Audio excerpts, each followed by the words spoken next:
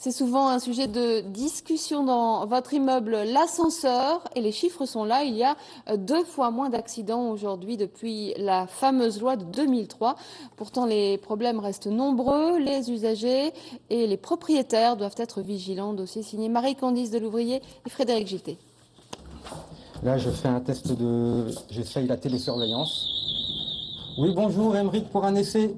De la résidence matriquée 1 à Lille. C'est bien ça, merci. Toutes les 6 semaines, cet ascenseur est intégralement vérifié. 24 heures sur 24, ce technicien doit aussi intervenir en cas de panne. Imposé par la loi il y a 3 ans, ces mesures produisent leur effet. C'est vrai qu'on était malheureusement concerné par un fort taux de panne il y a encore quelques années. Mais avec le programme ambitieux de travaux de modernisation qui a été entrepris maintenant depuis plusieurs années, on a diminué nos taux de panne de 20 à 30% suivant les secteurs. En moyenne, pourtant, un ascenseur tombe en panne 3 fois par an, jusqu'à 9 fois par an dans l'habitat social, particulièrement dans les constructions des années 60 ou 70.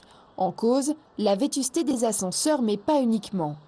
En périphérie de Lille, nous empruntons l'un d'eux, au hasard. Récemment remplacé, il pose pourtant toujours problème. Ça bloque, moi j'ai été bloqué dedans. Bon, heureusement c'est mon portable. Vous êtes rassuré ou pas toujours quand vous prenez votre ascenseur?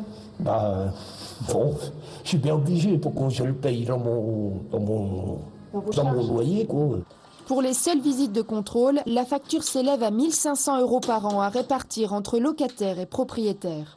Mais l'indisponibilité d'un ascenseur n'est pas toujours liée à un problème technique. Dans 70% des cas, c'est la faute aux usagers.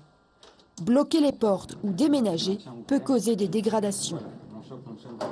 Et il faut absolument considérer qu'il s'agit d'un ascenseur, que c'est fait pour transporter des personnes et pas des objets volumineux, encombrants et lourds. Ça peut les abîmer? Alors, une bonne partie des pannes sont souvent consécutives à des déménagements. Pour sensibiliser le public, cette brochure sera distribuée aux usagers et propriétaires, dont certains sont encore hors la loi.